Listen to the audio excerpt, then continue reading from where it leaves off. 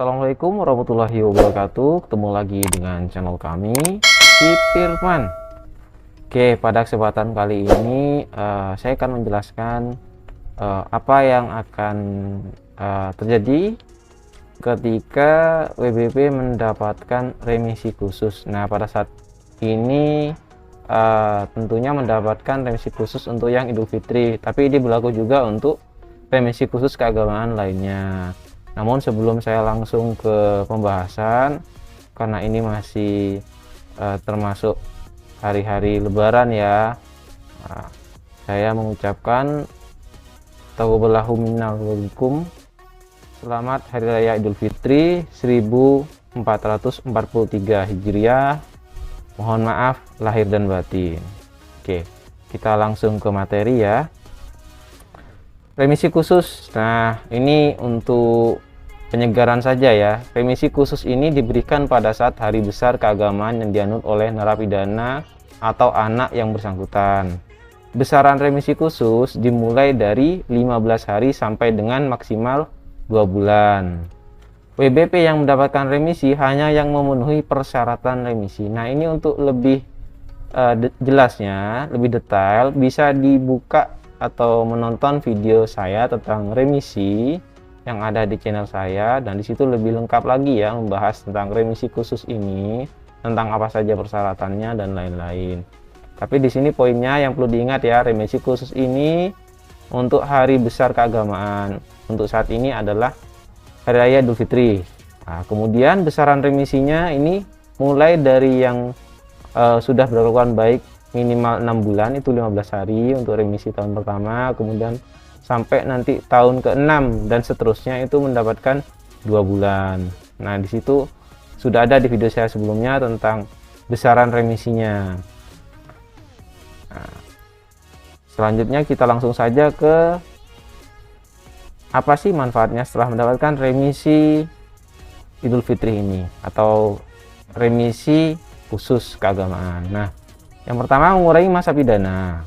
Jelas ini ya, karena ada remisi maka remisi khusus yang dapat mengurangi masa pidana sebanyak besaran remisi yang didapat. Misal ya, di sini pidananya 2 tahun ya, vonisnya dipidana 2 tahun. Ternyata mendapatkan remisi 15 hari. Maka masa pidana yang perlu dijalani menjadi 1 tahun 11 bulan 15 hari karena dikurangi 15 hari. Nah, ini tentu saja jelas ya, kalau mendapatkan remisi jelas mengurangi masa pidana.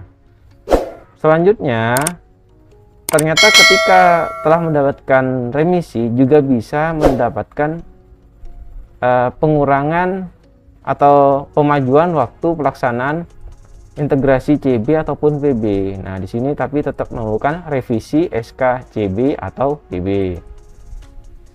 Remisi khusus yang didapat ini mengurangi masa pidana sebanyak besaran remisi yang didapat, sehingga tanggal pelaksanaan CB atau PB juga menjadi lebih awal.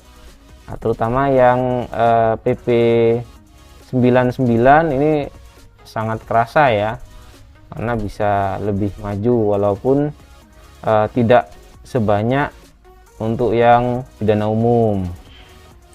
Nah, di sini misal ya, kita contohkan di pidana umum. Tanggal pelaksanaan PB pada SKPB adalah 21 bulan 7 2022. Nah, mendapatkan remisi 1 bulan. Tanggal pelaksanaan PB maka akan maju menjadi 21 bulan 6 2022. Jadi dari bulan 7 kurangi 1 bulan jadi bulan 6. Nah, ini bukan perhitungan menggunakan telegram, jadi belum akurat. Tapi dari perhitungan ini kita bisa memperkirakan bahwa dengan adanya remisi maka akan mempercepat proses pelaksanaan PB. Nah, walaupun sudah ada percepatan karena pengurangan masa pidana ya, karena mendapatkan remisi 1 bulan, tetap saja diperlukan revisi SK CB atau PB. Nah, revisi ini diajukan oleh registrasi kalau untuk urutan, kemudian BIMPAS atau BIM Kemaswat dari Lapas ke pusat ya, tentunya ke Dirjen untuk melakukan revisi SK CB atau PB. Dalam contoh yang ini adalah SK PB. Jadi nanti jika sudah direvisi maka tanggal pelaksananya sesuai dengan yang di SK, dari yang semula tanggal 21 bulan 7 setelah direvisi menjadi tanggal 21 bulan 6 seperti itu.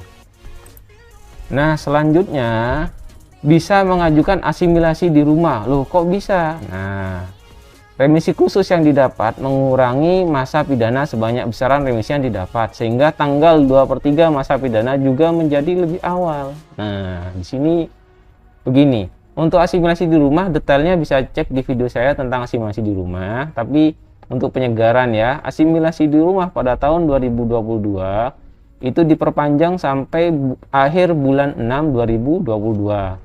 Maksudnya yang tanggal 2/3-nya ya.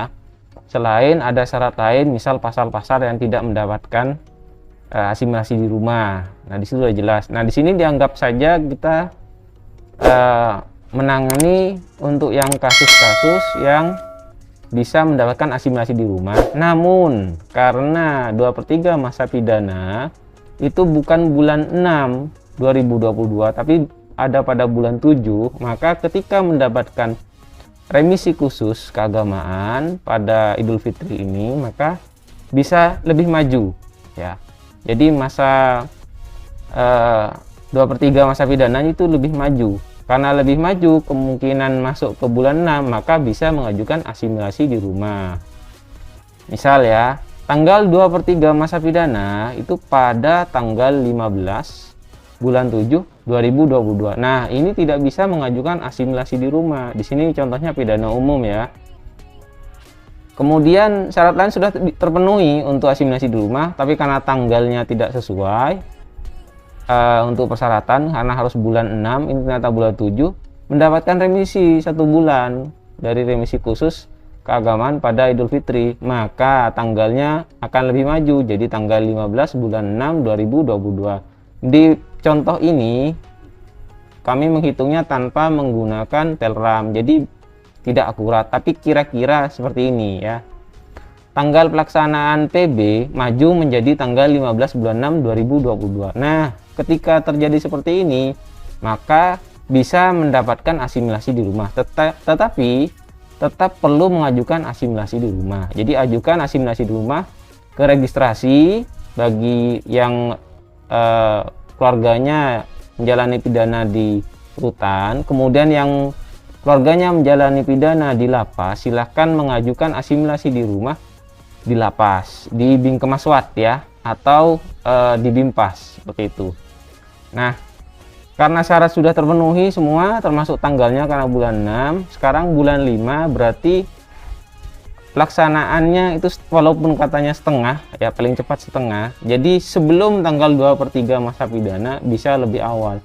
Lalu kelebihannya apa jika gandeng pengajuan PB dengan asimilasi di rumah? Maka proses bebasnya lebih awal ya, sebelum SKPB-nya datang. Misal SKPB-nya belum jadi tapi asimilasi di rumahnya jadi bisa dilaksanakan asimilasi di rumahnya. Misal sekarang ya, ngajukan asimilasi di rumah dengan PB ya. Maka di situ litmas, anggap litmas ini perlu waktu 1 minggu. Jadi dari sekarang tanggal 9 misal ya, tanggal 9 tambah 7 berarti tanggal 16. Nah, tanggal 16 litmas sudah jadi. Tanggal 17 ini kemudian diproses pengajuan PB-nya. Nanti ketika mengajukan PB di situ, maka asimilasi di rumahnya dikerjakan duluan. Jadi bisa bebas pada tanggal paling cepat pada tanggal 17 itu. Nah, sedangkan untuk SKPB-nya akan menyusul seperti itu. Nah, bagaimana jika yang tidak mendapatkan remisi khusus? Nah, ketika tidak mendapatkan remisi khusus, ini bisa disebabkan karena memang tidak memenuhi syarat atau syarat administrasi belum lengkap. Nah, untuk yang tidak memenuhi syarat ini tidak saya bahas di sini ya, karena jelas sudah tidak memenuhi syarat. Silahkan dipelajari pada video saya tentang remisi. Sedangkan contoh jika syarat administrasi belum lengkap, ini saya jelaskan di sini. Misal tanggal penahanan tanggal 25 bulan 4 2021. Berkelakuan baik dari tanggal penahanan sampai hari raya keagamaan, sampai Idul Fitri ini contohnya ya. Kemudian tidak ada register F. Namun SPPN, karena sekarang harus ada SPPN untuk persyaratan atau standar sistem pembinaan narapidana, ini belum ada. Mungkin karena lebaran jadi belum lengkap ya. Jadi untuk diajukan mungkin tidak bisa karena tidak ada SPPN, jadi belum disetorkan oleh wali pemasyarakatan. Maka menunggu itu dulu. Ketika berkas sudah lengkap, maka WBP tersebut masih bisa mendapatkan remisi.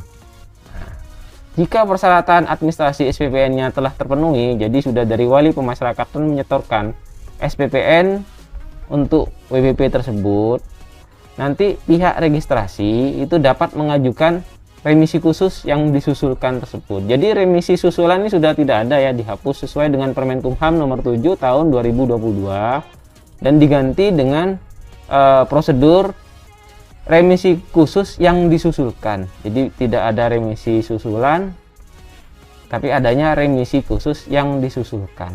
Nah, lebih menguntungkan yang disusulkan, karena kalau memang masalahnya administrasi ini bisa disusulkan, tapi kalau remisi susulan itu hanya bisa dilakukan satu kali saja. Jadi remisi khususnya satu kali, remisi umumnya satu kali. Sedangkan jika yang disusulkan ini mengecek dari berkas, jika berkasnya tidak sesuai bisa disusulkan seperti itu.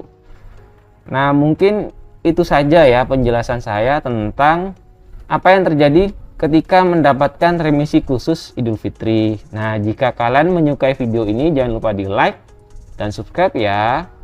Dan jika ada yang ditanyakan, silahkan tanyakan di kolom komentar di bawah ini. Terima kasih atas perhatiannya. Wassalamualaikum warahmatullahi wabarakatuh.